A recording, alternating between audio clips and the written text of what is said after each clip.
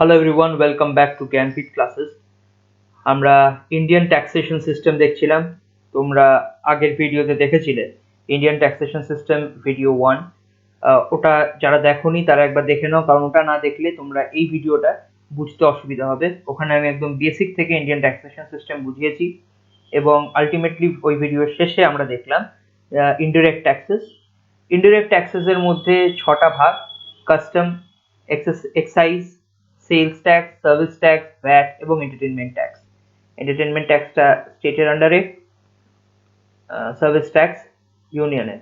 তো এর মধ্যে 3টে ইউনিয়ন গভর্নমেন্ট কালেক্ট করে এবং 3টে স্টেট গভর্নমেন্ট কালেক্ট করে। এই 6টা ট্যাক্সের মধ্যে থেকে এই 5টা ট্যাক্স কে একসাথে মিলিয়ে জিএসটি গঠন করা হয়, goods and services tax, GST. তো বেসিক্যালি তোমরা যখন জিএসটি পড়ছো সেখানে অনেক কটা ট্যাক্সেস আছে, তবে মূলত ইনডিরেক্ট ট্যাক্সেসের মধ্যে আছে এই 5টা ট্যাক্স। আমি এখানে আরেকবার লিখে দিচ্ছি: এক্সাইজ,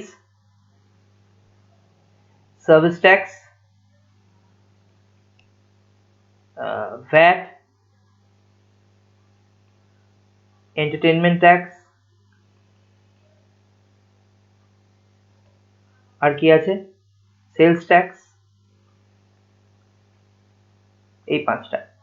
তো এই 5টাকে সাবজুম করা হয়েছে। এর সাথে আরেকটা ইম্পর্টেন্ট ট্যাক্স হচ্ছে অক্ট্রয়, যেটা আমি লাস্টে বলেছিলাম যে অক্ট্রয় বা এন্ট্রি ট্যাক্স যেটাকে বলা হয়, যেটা মিউনিসিপ্যালিটি, পঞ্চায়েত এদের নেওয়ার ক্ষমতা ছিল, এন্ট্রি ট্যাক্স। এবং এটা এই কারণে ইম্পর্টেন্ট কারণ one of Asia's richest municipal corporation, যেটা হচ্ছে বৃহন্মুম্বাই মিউনিসিপ্যাল কর্পোরেশন, যার বাজেট থাকে, তার বাজেটের সবচেয়ে বড় ইনকাম হতো এই অক্ট্রয় থেকে, এবং তাকে খুব কষ্টে রাজি করানো হয় জিএসটির জন্য। তো কারণ as per article 243 of Indian constitution, local বডিজদের ট্যাক্স কালেক্ট করার একটা রাইট ছিল, সেটাও অ্যামেন্ড করা হয় যখন জিএসটির জন্য কনস্টিটিউশনকে অ্যামেন্ড করা হয়েছিল। জিএসটির অ্যামেন্ডমেন্টটা আমরা পড়বো, কারণ পলিটি ওই জায়গাটায় তোমাদের একটু পলিটিটা বুঝতে হবে। পলিটির যদি তোমরা এই পার্টটা বোঝো তাহলেই তোমরা কিন্তু বুঝতে পারবে যে জিএসটি আসার পর কি কি চেঞ্জ এলো। কারণ আমরা আগেও দেখলাম যে এই যেহেতু 6টা ট্যাক্স, 5টা ট্যাক্স, তার মধ্যে কিছু ইউনিয়ন গভর্নমেন্টের, কিছু স্টেট গভর্নমেন্টের, তো দুজনকেই নিজের নিজের অধিকার ছাড়তে হচ্ছিল,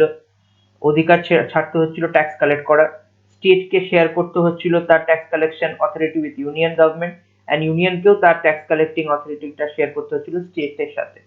তো এরা আমরা একটা মানে মধ্যস্থতা হলো কিভাবে, একটা জিএসটি কাউন্সিল তৈরি করা হলো এবং স্টেট তার যে ট্যাক্স কালেকশনের সাংবিধানিক অধিকার সেটা জিএসটি কাউন্সিলকে দিয়ে দিল, যতগুলো স্টেটস আছে, স্টেটস অ্যান্ড ইউনিয়ন টেরিটরি। এবং সিমিলারলি ইউনিয়নও তার ট্যাক্স কালেকশন করার অধিকারগুলো, ইনডিরেক্ট ট্যাক্সেস কালেক্ট করার অধিকারগুলো কিছুটা দিয়ে দিল জিএসটি কাউন্সিলকে। দুটো টার্ম আমি ইউজ করলাম, ইনডিরেক্ট ট্যাক্সেস, ইনডিরেক্ট ট্যাক্সেস, আর সাম ইনডিরেক্ট ট্যাক্সেস। সাম কেন? কারণ কাস্টমস কালেক্ট করার রাইট কিন্তু এখনো ইউনিয়ন নিজের হাতে রেখে দিয়েছে, এবং ইনডিরেক্ট ট্যাক্সেসের ছাড়া আর কি ট্যাক্স আছে, ডিরেক্ট ট্যাক্স আছে, সেটা এখনো সেন্টার কালেক্ট করে। তাহলে ইউনিয়ন এই দুটো বাদে বাকি সব ইউনিয়ন গভর্নমেন্ট দিয়ে দিল জিএসটি কাউন্সিলকে। কিভাবে দিল সেটার জন্য জিএসটির পেছনের পলিটিটা একবার বুঝে নাও। সবচেয়ে প্রথমে আর্টিকেল 279A ইনসার্ট করা হলো।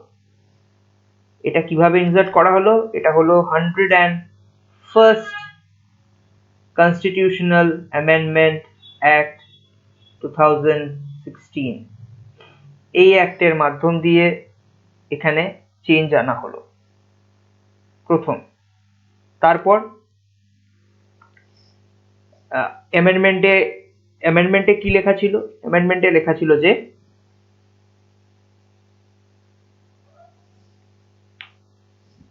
প্রেসিডেন্ট, এক সেকেন্ড,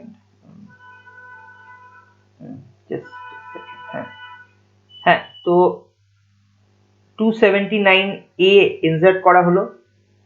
তার প্রচন্ড ভাইরাল হয়েছিল রাজ্যসভার ডিবেটটা, যেখানে পি চিদম্বরম আর অরুণ জেটলির যে ডিবেট, আমি সাজেস্ট করব তোমরা ওটা দেখো, কারণ পলিটি ও ইকোনমির এত সুন্দর একটা ডিবেট এর একটা মিশ্রণ ছিল ওটা, যে সবারই দেখা উচিত যখন অ্যামেন্ডমেন্ট বিলটা পাস হচ্ছিল। আচ্ছা, এটা কত নম্বর অ্যামেন্ডমেন্ট বিল ছিল? এটা ছিল 122nd অ্যামেন্ডমেন্ট বিল ছিল যখন বিল হিসাবে ইন্ট্রোডিউস হয়। তারপরে যখন অ্যাক্ট হয় তখন ওটা হয়ে যায় 101st। তার মানে 122 মাইনাস 101, টোটাল 21টা এরকম বিলস এসেছে, অ্যামেন্ডমেন্ট বিলস, যেগুলো পার্লামেন্ট থেকে পাস হয়নি। ঠিক আছে, এরপরে আর্টিকেল 279A ইনসার্ট করে বলা হলো যে প্রেসিডেন্ট 60 ডেজের ভেতরে 60 ডেজের ভেতরে একটা নোটিফিকেশন জারি করবে, একটা অর্ডার জারি করবে, এক্সিকিউটিভ অর্ডার। এবং সেই এক্সিকিউটিভ অর্ডারে কি হবে? এক্সিকিউটিভ অর্ডারের মাধ্যমে একটি জিএসটি কাউন্সিলের গঠন হবে। তো এই জিএসটি কাউন্সিলকে সেন্টার ও স্টেট দুজনই নিজের নিজের ইনডিরেক্ট ট্যাক্সেস কালেক্ট করার অধিকার দিয়ে দেবে। আগেই বলেছি, ইনডিরেক্ট ট্যাক্সেস এর মধ্যে সেন্টার কাস্টমসটা দেয়নি, এবং স্টেটও কিছু ট্যাক্সেস কালেক্ট করার রাইট রিজার্ভ করে রেখেছিল। সেগুলো কি, সেগুলো আমি পরে বলছি। তো জিএসটি কাউন্সিল গঠন করার কথা বলা হয়। জিএসটি কাউন্সিল গঠন হয়। এবার জিএসটি কাউন্সিলের তোমাকে স্ট্রাকচারটা বলি। তো জিএসটি কাউন্সিল ওই অর্ডারে এস্টাবলিশ হয়। এস্টাবলিশমেন্টের ডেট কত? পরীক্ষায় আসতে পারে, লিখে নাও। established on 15th September 2016 GST কাউন্সিলের হয় গঠন। জিএসটি কাউন্সিলে টোটাল মেম্বারশিপ কত? জিএসটি কাউন্সিলে কে কে আছেন? জিএসটি কাউন্সিলে আছেন ফিনান্স মিনিস্টার, উনি হচ্ছেন চেয়ারম্যান। জিএসটি কাউন্সিলের মেম্বারশিপটা তোমাদেরকে একটা লিখে দিই, তারপরে আমি বলে দিচ্ছি কে কি পদে আছে। ঠিক আছে, মেম্বারশিপ অফ জিএসটি কাউন্সিল হচ্ছে টোটাল 33 মেম্বার্স আছে। 33 মেম্বার্স। কে কে? এটা মানে মুখস্থ করার চেষ্টা করো না, বুঝে নাও কে কে মেম্বার আছে। 29 স্টেটসের, আচ্ছা এটা তখনকার হিসেব কিন্তু, ঠিক আছে। তারপরে কাশ্মীরে এখন অব্দি ফিনান্স মিনিস্টার যেহেতু কেউ হয়নি, Jammu and Kashmir union territory, তো সেখানে কারো মানে এখানকার যে একজন ফিনান্স মিনিস্টার এখান থেকে কমে গেছে, এবং তার জায়গায় গভর্নরের রিপ্রেজেন্টেটিভ এসেছে। আবার যখন জম্মু অ্যান্ড কাশ্মীরে ইলেকশন হবে, ওটা একটা ইউনিয়ন টেরিটরি তোমরা জানো, যার নিজের একটা অ্যাসেম্বলি থাকবে, তো সেক্ষেত্রে তখন 2-3টি ইউনিয়ন টেরিটরি হয়ে যাবে ইন্ডিয়াতে, যার নিজের অ্যাসেম্বলি থাকবে, অতএব নিজের একটা ক্যাবিনেট থাকবে, অতএব নিজের একটা ফিনান্স মিনিস্টার তারা পাঠাতে পারবে। তো আপাতত এটা যখন স্ট্রাকচারটা তৈরি হয়েছিল তখন ছিল 29 স্টেট আর 2 ইউনিয়ন টেরিটরি। এইখানকার সব ফিনান্স মিনিস্টার বা ওখানকার গভর্নমেন্ট যাকে মনোনীত করে পাঠাবে। যদি ফিনান্স মিনিস্টার না হয় তাহলে অন্য কেউ হবে। তো এইটা এখন হয়ে গেছে 28টা স্টেট, মানে হয়ে যাবে as soon as Jammu and কাশ্মীরের ইলেকশন হবে। 3 ইউনিয়ন টেরিটরিজ, ঠিক আছে, এটা এখন চেঞ্জ হয়েছে। তো যাই হোক, নাম্বারটা কিন্তু সেম থেকে যাচ্ছে, 28 প্লাস 3 31, 29 প্লাস 2 31। কে কে থাকছে? এগুলো ফিনান্স মিনিস্টার, ঠিক আছে। তারপরে ইন্ডিয়ার ফিনান্স মিনিস্টার, ইন্ডিয়ান গভর্নমেন্টের তরফ থেকে কে থাকবে? Finance minister plus minister of state for finance. Minister of state for finance এখন ইন্ডিয়ার কে? অনুরাগ ঠাকুর হচ্ছেন minister of state for finance. আর আমাদের ফিনান্স মিনিস্টার কে, সেটা তোমরা জানোই, নির্মলা সীতারামন। তো টোটাল কত হলো? 31 plus 2 is equals to 33 members GST কাউন্সিলে আছে। এছাড়া আচ্ছা, এই কমিটির চেয়ারম্যান কে? চেয়ারম্যান হচ্ছেন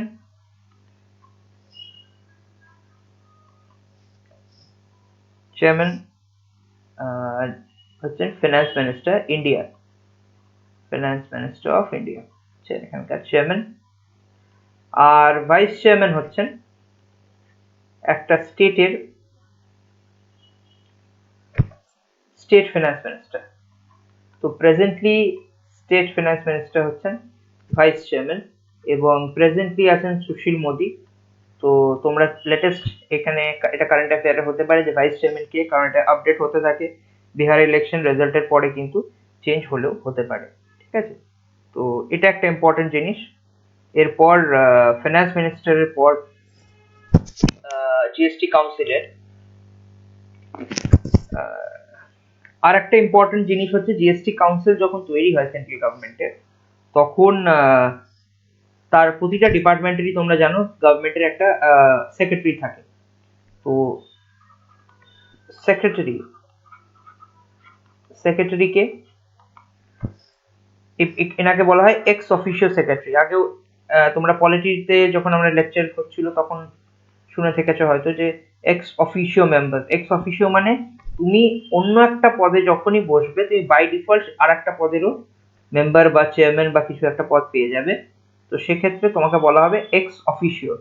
তুমি এ অফিসে হয়তো ইলেক্টেড হয়েছো বা তুমি এই পদে বসেছো এবং বাই ডিফল্ট তুমি বি একটা অফিসের একটা পদ পেয়ে গেলে, যে এতে বসবে সেই বি এর একটা পদ পেয়ে যাবে।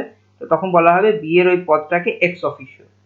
যেমন ভাইস প্রেসিডেন্ট, ভাইস প্রেসিডেন্টের ইলেকশন যখনই হয় সে বাই ডিফল্ট রাজ্যসভার চেয়ারম্যান হয়ে যায়, তো x officio chairman of Rajya Sabha.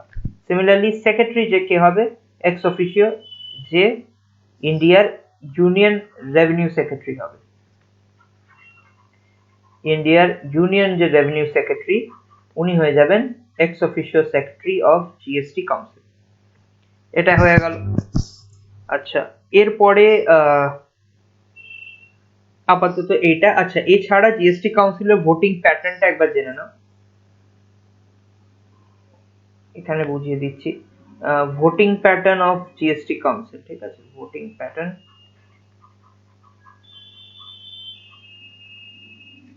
Of GST council.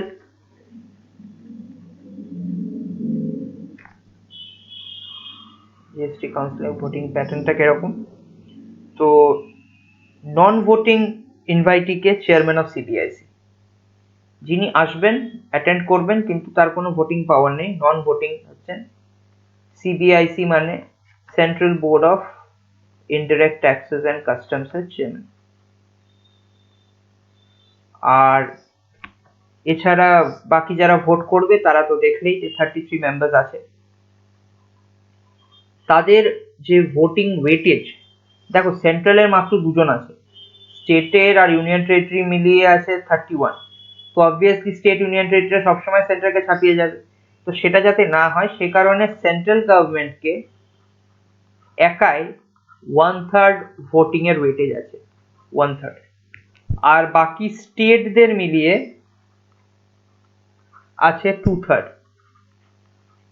কিন্তু মজার ব্যাপার হচ্ছে যে এখানে মেজরিটি হলো 3/4। মানে ধরো টোটাল, আচ্ছা যেহেতু 33 মেম্বার্স আছে তার মানে সাপোজ সিম্পলিসিটির জন্য ধরো যে টোটাল 100টা ভোট আছে, 100, তার মধ্যে সেন্ট্রালের আছে 33টা আর স্টেটের আছে 66টা। কিন্তু মেজরিটি পেতে গেলে তোমাকে পেতে হবে কটা? 75টা, 3/4। তাহলে কিছুটা সেন্টার কিছুটা স্টেট এদিক ওদিক হতেই হবে, তাহলেই মেজরিটি রিচ হবে। তার মানে স্টেট এবং সেন্টারকে কোথাও না কোথাও একে অপরের সাথে একটা সমঝোতা করতে হবে, একটা আন্ডারস্ট্যান্ডিং করতে হবে। এটাই কোঅপারেটিভ ফেডারালিজম। কোঅপারেশন করেই চলবে, স্টেট এবং সেন্টারকে কোঅপারেট করতে হবে। কোঅপারেটিভ ফেডারালিজমের কথা তখন খুব চলেছিল যখন জিএসটি কাউন্সিলসের প্রথম গঠন করা হয় এবং এই চিন্তাধারাতেই এই গঠনটা করা হয়েছিল। জিএসটি কাউন্সিলের আরেকটা জিনিস হচ্ছে যে যখন ভোটিং হবে তখন কিন্তু 50% বা তার বেশি অর মোর ভোট সবকে কিন্তু মেম্বারসদের প্রেজেন্ট থাকতে হবে, মেম্বার্স প্রেজেন্ট। এটা হচ্ছে জিএসটি কাউন্সিলের আরেকটা নিয়ম যে প্রেজেন্ট থাকতে হবে। আরেকটা ইম্পর্টেন্ট জিনিস কি যে তোমার আচ্ছা, এখানে আরেকটা ইন্টারেস্টিং জিনিস আছে যেটা এখন কারেন্ট অ্যাফেয়ারে খুব পাবে অক্টোবর 2020-তে, সেটা হচ্ছে কম্পেনসেশন। এখানে বলা হয়েছিল যে যেহেতু স্টেটরা তার বিভিন্ন ট্যাক্স কালেকশন রাইটস গুলো জিএসটি কাউন্সিলকে দিয়ে দিচ্ছে, সে কারণে GST council central government basically central government একটা কম্পেনসেশন দেবে। সেই কম্পেনসেশনটা কিসের ভিত্তিতে দেবে সেটা দেওয়া হবে GST compensation two states act 2017। তোমরা ইদানিং খুব শুনে থাকবে যে সেন্ট্রাল গভর্নমেন্ট বলেছে যে আমাদের কাছে টাকা নেই, আমরা জিএসটি দিতে পারবো না, রাজ্য সরকার ট্যাক্স লোন নিয়ে নেক, আমরা পরে ওটাকে চুকিয়ে দেবো। তো এই ব্যাপারটা, এই যে সেন্ট্রাল গভর্নমেন্ট কেন রাজ্য সরকারকে টাকা দেবে, কারণ সেটা এই অ্যাক্টে বলা আছে, কম্পেনসেশন টু স্টেটস অ্যাক্ট 2017। এটা নিয়ে পরে একটা আমি ভিডিও বানিয়ে ডিটেলসে বোঝাবো যে কি বলা হয়েছিল, কি ঘটনা। বাট আপাতত তোমরা জাস্ট জেনে রাখো যে এরকম একটা অ্যাক্ট আছে যেটাতে সেন্ট্রাল গভর্নমেন্ট স্টেটকে দেবে ফর 5 ইয়ার্স। কারণ এক্সামে এটা কোয়েশ্চেন আসতে পারে যে এই একটা কত দিনের জন্য আছে, সেটা আছে 5 ইয়ার্স। 5 ইয়ার্স মানে 2017 টু 2022। 2017 কেন? কারণ 2017 এর 1st জুলাই 2017 জিএসটি ইমপ্লিমেন্ট হয়েছিল, জিএসটি ইমপ্লিমেন্টেশন। তো এই কারণে 2017 এর 1st জুলাই থেকে 2022 অবধি এই একটা থাকার কথা। এখন finance minister, central finance minister বলেছেন যে এটাকে হয়তো ইনডেফিনেটলি এক্সটেন্ড করা হতে পারে। এই প্রস্তাব উনি রাজ্য সরকারদের কাছে রেখেছেন, বাট রাজ্য সরকারকে একটু কৃপা করতে হবে। সেটা হচ্ছে তাদের যে এখন যে পাওনা সেটা একটু পরে তাদেরকে নিতে হবে, এবং আপাতত তারা তাদের যে ঘাটতি সেটা ধার নিয়ে মেটালে কেন্দ্র অর্থমন্ত্রীর সুবিধা হয়। এটা খবরে প্রচুর পড়েছো, তাই এটার বিস্তারে যাব না। এরপরে যদি চাও কমেন্টে জানিও, আমি এটাকে ডিটেলস একটা ভিডিও বানিয়ে তোমাদেরকে বলবো। জিএসটি কাউন্সিল হয়ে গেল, এরপরে ট্যাক্সেস আর স্ল্যাবস গুলো। এবার আসবো আসল কথায়, যেটা হচ্ছে জিএসটি তে আছেটা কি। তো জিএসটি টোটাল যে ট্যাক্সের টাইপ গুলো তোমাদেরকে আগে বলি। টাইপস, তারপরে যাব স্ল্যাবসে। স্ল্যাবসটা একটু কমপ্লিকেটেড, বাট টাইপস কি কি? টাইপস আছে নাম্বার 1 এসজিএসটি। এস জিএসটিটার ফুল ফর্ম আমি বলছি না। এস মানে হচ্ছে স্টেট, স্টেটের GST.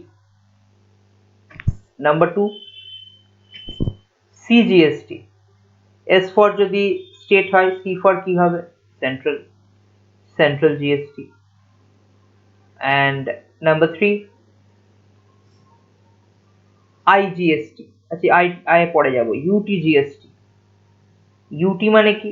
S for state, C for centre, UT for union territory. Union territory. তিনটে হয়ে গেল। আর 4 নম্বর হচ্ছে এই দুটোর, বা তিনটেরই বলতে পারো, তিনটে ঠিক না, বিকজ আচ্ছা তিনটেই করে রাখো, যে এইগুলোর মিক্সচার, সেটা হচ্ছে আইজিএসটি মানে ইন্টিগ্রেটেড। ইন্টিগ্রেটেড মানে যদি তুমি পশ্চিমবাংলার একজন ম্যানুফ্যাকচারারের থেকে একটা জিনিস কেনো, দিয়ে ওয়েস্ট বেঙ্গলেই সেটাকে কনজিউম করো। ধরো তুমি বিস্কুটের কারখানায় গেলে, পশ্চিমবাংলার একটি বিস্কুটের কারখানা, সেখান থেকে বিস্কুট কিনলে, পশ্চিমবাংলাতেই তুমি কিনে পশ্চিমবাংলারই দোকানদার পশ্চিমবাংলার মানুষকে বিক্রি করলো, পশ্চিমবাংলার মানুষই খেলো।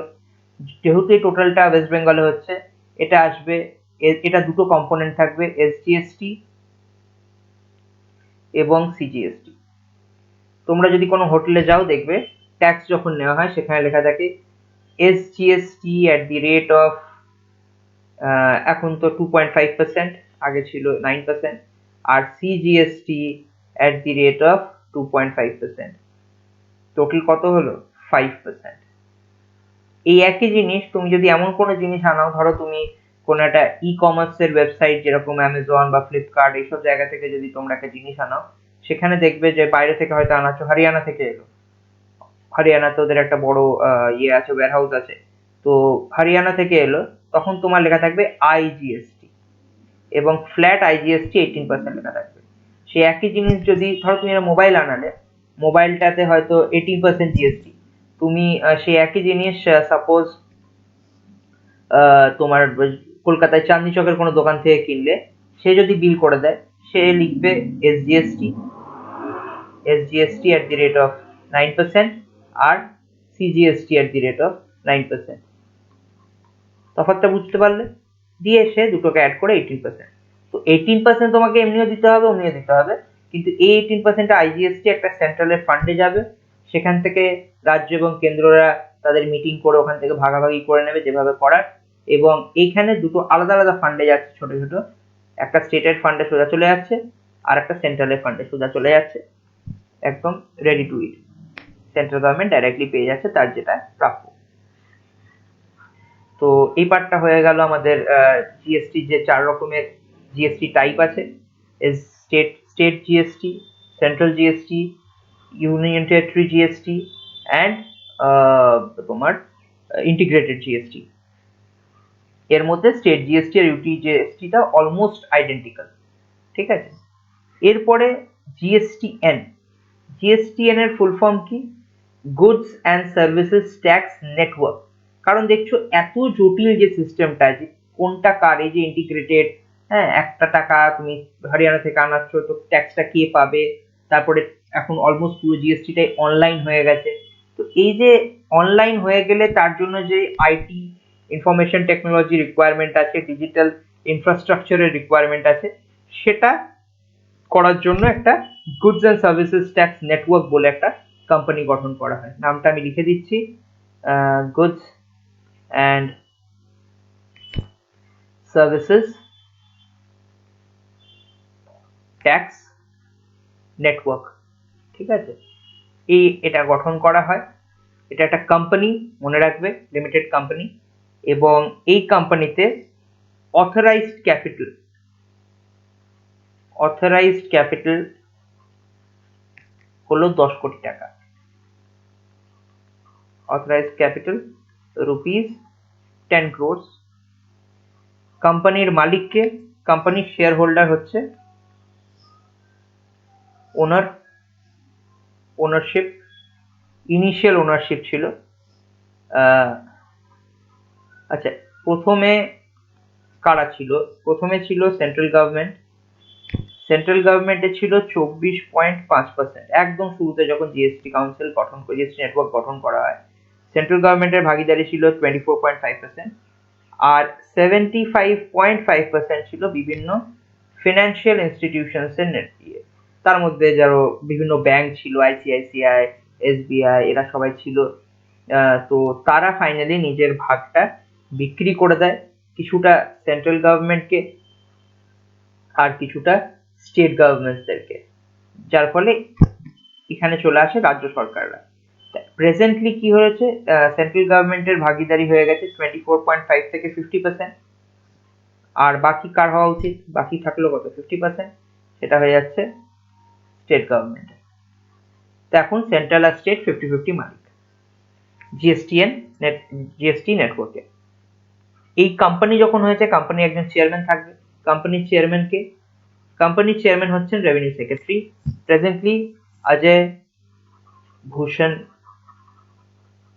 পান্ডে। এখনকার রেভিনিউ সেক্রেটারি আমি বলে দিলাম, এরপরে তোমরা যখনই পরীক্ষা দিতে যাবে কিন্তু রেভিনিউ সেক্রেটারির নামটা দেখে যাবে, আপডেট হতে থাকে, কারেন্ট অ্যাফেয়ার্স এটা ফলো করবে। আচ্ছা, এই যে এত বড় নেটওয়ার্ক ভারত সরকার বানিয়েছে, সেটার জন্য অবভিয়াসলি তুমি বুঝতেই পারছো ডিজিটাল ইনফ্রাস্ট্রাকচার বানানোর জন্য প্রাইভেট প্লেয়ারদের দরকার। ভারতবর্ষে অনেক বড় বড় আইটি কোম্পানিজ আছে, যেমন টিসিএস, ইনফোসিস, উইপ্রো ইত্যাদি। তো এখানে তাদের পার্টনার হচ্ছে প্রজেক্ট পার্টনার এগুলো কিন্তু এক্সামের জন্য ইম্পর্টেন্ট পয়েন্ট করে লিখে নিও, কোয়েশ্চেন আসতে পারে which of the following companies is the project partner of GSTN বা Goods and Services Network? Answer হবে ইনফোসিস। টিসিএস নয়, উইপ্রো নয়, এইচসিএল নয়, ইনফোসিস। ঠিক আছে, তাহলে এটাই মোটামুটি জিএসটি নেটওয়ার্কের important points. Authorised capital 10 crores, ownership সেন্টারা স্টেট 50-50, চেয়ারম্যান প্রেজেন্টলি হচ্ছেন অজয় ভূষণ পান্ডে এবং প্রজেক্ট পার্টনার ইজ ইনফোসিস। এই পার্টটা হয়ে গেল। ট্যাক্সেসও তোমাদেরকে বলে দিলাম, 4টে আছে।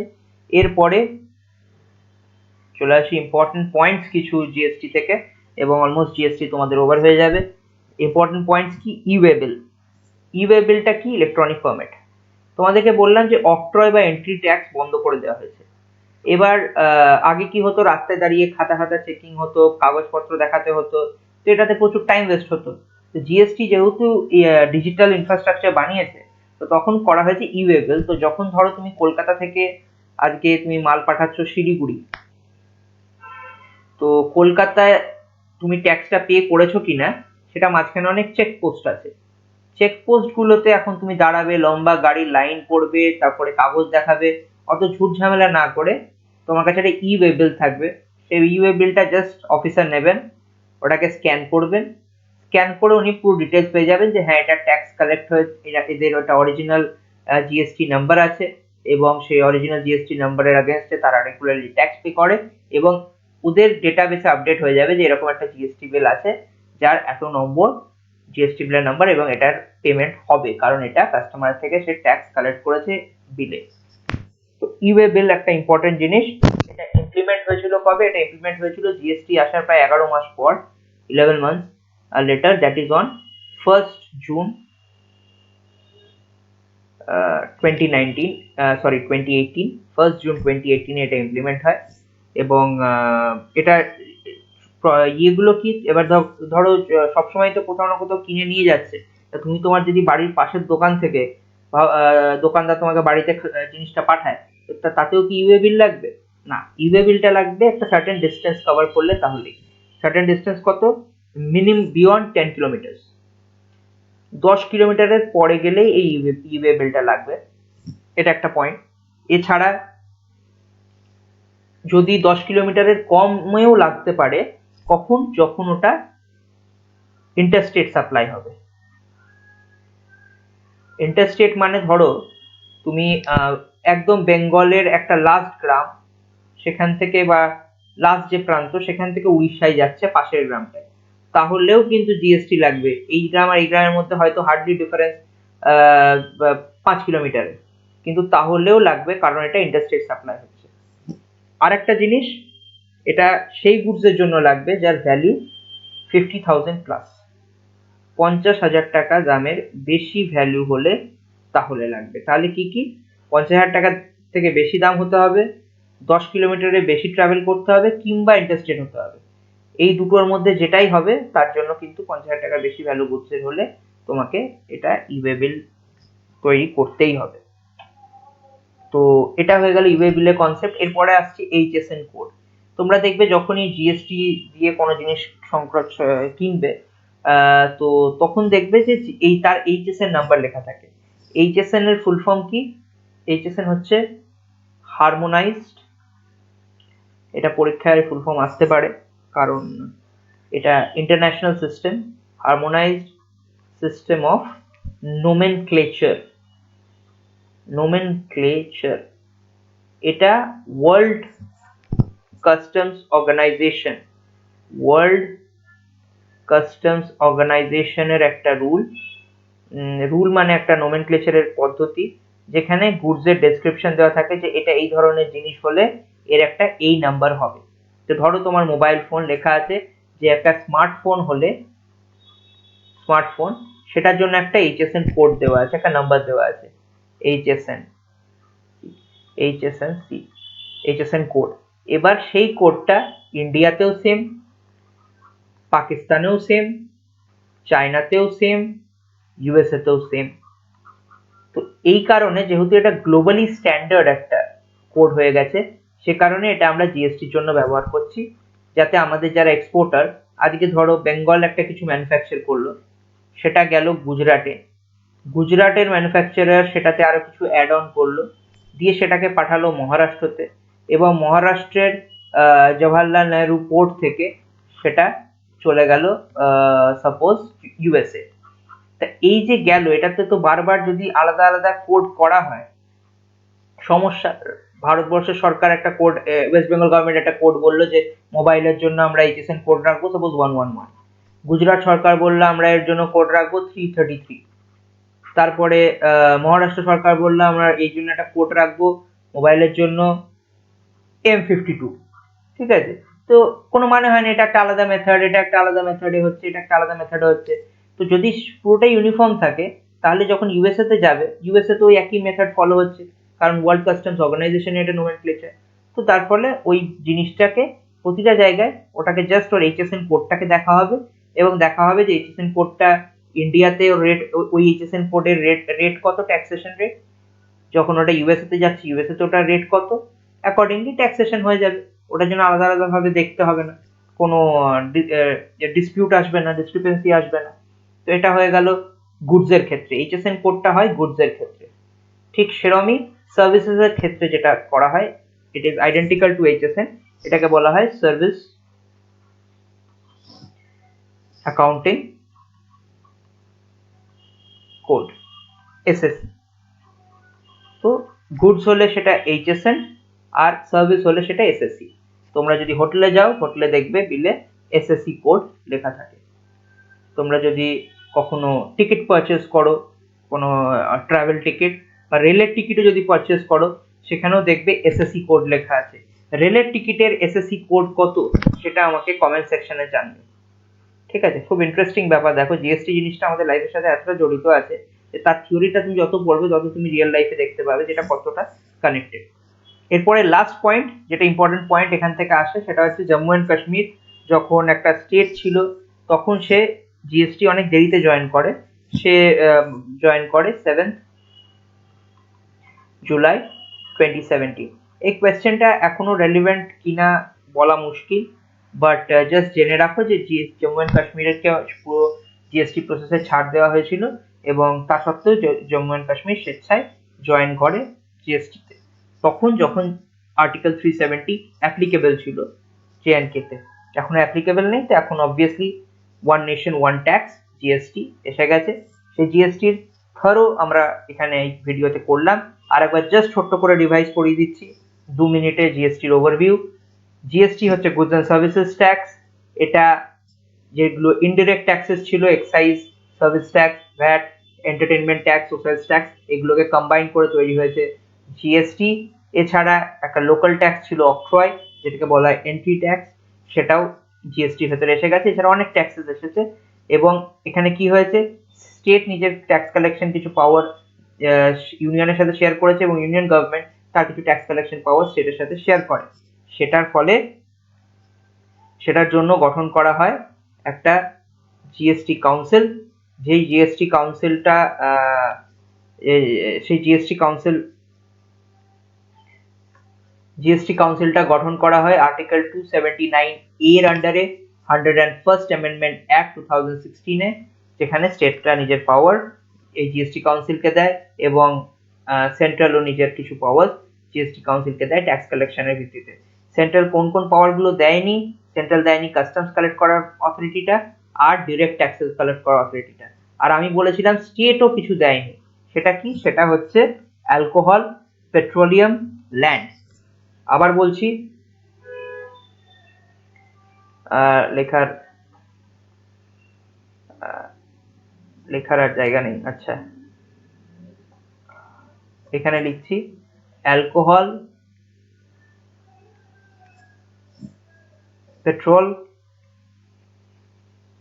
আর ল্যান্ড, এই তিনটে থেকে গেছে স্টেটের আন্ডারে। স্টেট নিজের কাছে পাওয়ার রেখেছে, আর সেন্ট্রালও কিছু রেখেছে। সেন্ট্রাল কি কি রেখেছে, সেন্ট্রাল তো কাস্টমস রেখেইছে, সেটা বাদে সেন্ট্রাল রেখেছে সিকিউরিটি ট্রানজাকশন ট্যাক্স। সেটা কি, সেটা হচ্ছে যেটা তোমাদের যখন তুমি কোনো মিউচুয়াল ফান্ডস বা শেয়ারস পারচেস করো, সেই ক্ষেত্রে এই ট্যাক্সটা লাগানো হয়। তো সিকিউরিটি ট্রানজাকশন ট্যাক্সটা সেন্ট্রাল রেখেছে, এটা 1 নম্বর। আর কি কি রেখেছে? কাস্টমস একটা indirect tax, and most importantly হচ্ছে direct taxes. Direct taxes এর পুরো plethora of direct taxes is with the central government, and rest everything is under GST. ঠিক আছে, আচ্ছা এই পার্টটা হয়ে গেল। জিএসটি চেঞ্জটা বললাম 60 ডেজের ভেতরে প্রেসিডেন্ট এক্সিকিউটিভ অর্ডার ইস্যু করার কথা, সেটাকে প্রেসিডেন্ট ইস্যু করে এবং জিএসটি কাউন্সিল গঠন হয় 15 সেপ্টেম্বর 2016-এ। তার মেম্বার্স 33 মধ্যে হচ্ছে 29 plus 2 plus 2, 29 states, 2 union territories, 2 central. এখন হয়ে যাবে 28 plus 2 plus 3 plus 2, 28 states, 3 union territories and 2 central. দুজন কে? ফিনান্স মিনিস্টার আর minister of state for finance, presently Anurag Thakur হচ্ছে minister of state for finance, আর finance minister Nirmala Sitharaman. Chairman কে? চেয়ারম্যান হবেন finance minister of India. Vice chairman কে হবে? Vice chairman হবে স্টেটের কোনো ফিনান্স মিনিস্টার। আর সেক্রেটারি কে হবে? সেক্রেটারি হবেন ex officio secretary, union revenue secretary. GST council হয়ে গেল। এরপরে জিএসটি বিভিন্ন ট্যাক্সেস গুলো কি কি? ট্যাক্স স্ল্যাব 4টে জিএসটি আছে, state GST, central GST, union territory GST আর ইন্টিগ্রেটেড জিএসটি। এর মধ্যে এই স্টেট এই ডিফারেন্ট জিএসটিস গুলো আছে, এগুলোকে ম্যানেজ করে, এগুলো কালেকশনটা টোটালি আইটি বেসড আর ডিজিটাল। সে কারণে একটি কোম্পানি গঠন করা হয়েছে যেটার নাম GST network. GST network authorised capital is 10 crores। এর ওনারশিপ হচ্ছে 50% সেন্টার, 50% স্টেট। চেয়ারম্যান হচ্ছেন বর্তমান অজয় ভূষণ পান্ডে, আর এর প্রজেক্ট পার্টনার হচ্ছে ইনফোসিস। এছাড়া কিছু ইম্পর্টেন্ট পয়েন্টস, ই-ওয়েবলস, ইলেকট্রনিক ওয়েবলস, যেগুলো গাড়িতে করে মাল নিয়ে যাওয়ার সময় লাগে, যদি মালটার ভ্যালু 50,000 টাকার বেশি হয়, সেটা যদি 10 কিলোমিটারের বেশি যায়, কিংবা সেটা যদি ইন্টারস্টেট সাপ্লাই হয়, এটা লাগু হয়েছে 1 জুন 2018-এ। এছাড়া আছে HSN code, harmonised system of nomenclature.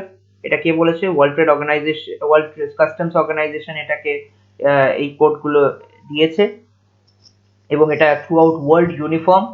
এটা শুধুমাত্র গুডসের জন্য, সার্ভিসেসের জন্য আছে এসএসসি, ওটা হচ্ছে service accounting code, similar to HSN. Jammu and কাশ্মীরে এটা লাগু হয়েছে 7 জুলাই 2017-এ। So that's all you need to know for GST. if you have any other query, অন্য যে কোনো কোয়েরি থাকলে তোমরা কমেন্ট সেকশনে জানিও। আরো এরকম ইকোনমির ভিডিও আনতে থাকবো। কোনো সাজেশনস থাকলে, ফিডব্যাক থাকলে সেটাও কমেন্ট সেকশনে জানাও। এছাড়া ডেসক্রিপশনে ফোন নাম্বার দেওয়া আছে, হোয়াটসঅ্যাপ নাম্বার দেওয়া আছে, কন্ট্যাক্ট করতে পারো। কোনো পার্সোনালাইজড গাইডেন্স চাইলে সেটাও তোমরা জানাতে পারো। Okay, so thank you once again, ভালো থেকো।